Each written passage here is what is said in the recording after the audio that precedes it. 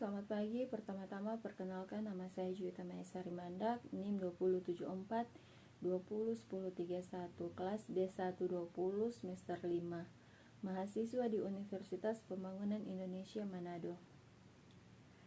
Baiklah, saat ini saya akan mempresentasikan sedikit tentang pengertian hukum laut dan sejarah singkat hukum laut. Pengertian hukum laut. Hukum laut dalam arti the law of the sea, sebagaimana diatur dalam The United Nations Convention on the Law of the Sea 1982, bahwa laut beserta potensi yang terkandung di dalamnya sebagai milik bersama umat manusia, di mana laut sebagai objek yang diatur oleh negara-negara termasuk negara yang tidak berpantai. Hukum laut dalam arti luas adalah hukum yang mengatur mengenai dunia pelayaran dan ketentuan-ketentuan yang mengatur laut dalam berbagai aspek dan fungsi, maupun ketentuan-ketentuan hukum yang terkait dengan beberapa konvensi hukum laut internasional. Hukum laut dalam arti sempit yaitu yang terbatas pada ketentuan yang tercantum dalam buku 2 KUHD. Jadi hukum laut ini adalah hukum laut yang termasuk bidang hukum dagang sebagai spesialis yang merupakan bagian dari hukum perdata sebagai lex generalis.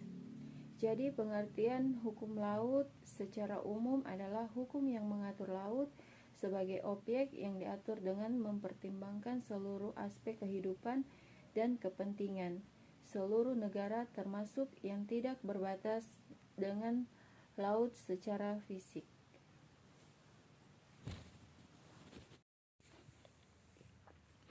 Sejarah hukum laut internasional. Hukum laut internasional adalah seperangkap norma hukum yang mengatur hubungan hukum antara negara pantai atau yang berhubungan dengan pantai, yang terkurung oleh daratan dan atau organisasi maupun subjek hukum internasional lainnya, yang mengatur mengenai kedaulatan negara di laut, yurisdiksi negara dan hak-hak negara atas perairan tersebut. Hukum laut internasional mempelajari tentang aspek-aspek hukum di laut dan peristiwa-peristiwa hukum yang terjadi di laut. Hukum laut internasional mengalami perkembangan yang terus-menerus dan mengalami penyempurnaan dari waktu ke waktu untuk kepentingan umat manusia melalui aturan-aturan yang berlaku untuk tiap-tiap negara.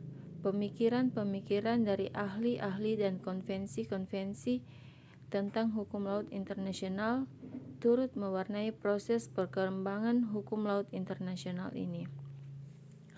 Pada zaman Romawi telah berkembang pemikiran dan aturan yang berkaitan dengan laut.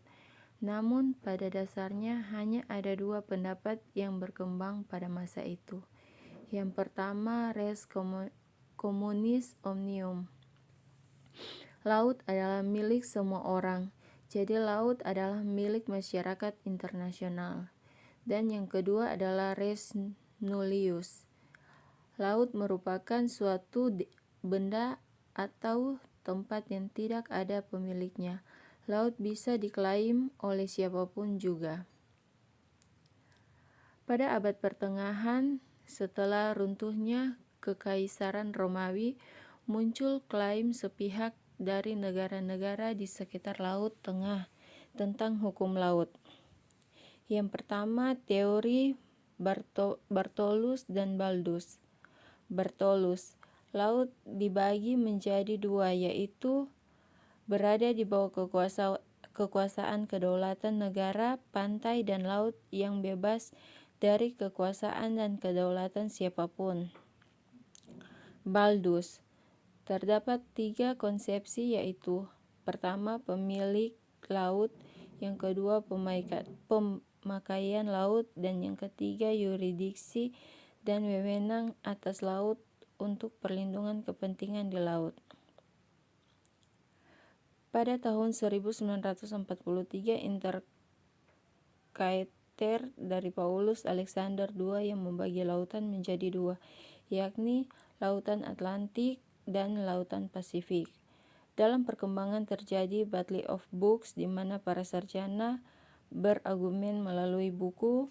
Para sarjana berargumen bahwa laut merupakan Mar Liberum versus Mar Clausem. Mar Liberum dikemukakan oleh Hugo Grotius, doktrin Grotius dalam Diurpraidi 1868 tentang prinsip kebebasan berlayar di laut yang berkaitan dengan konsep freedom of the sea. Dalam konsep Mare Liberum dikatakan bahwa satu, laut bersifat terbuka. Yang kedua, laut tidak dapat dimiliki. Dan yang ketiga, filsafat hukum alam bahwa laut itu bebas dan dapat digunakan oleh siapapun juga. Mar Clauseum dikemukakan oleh John Selden pada tahun 1965.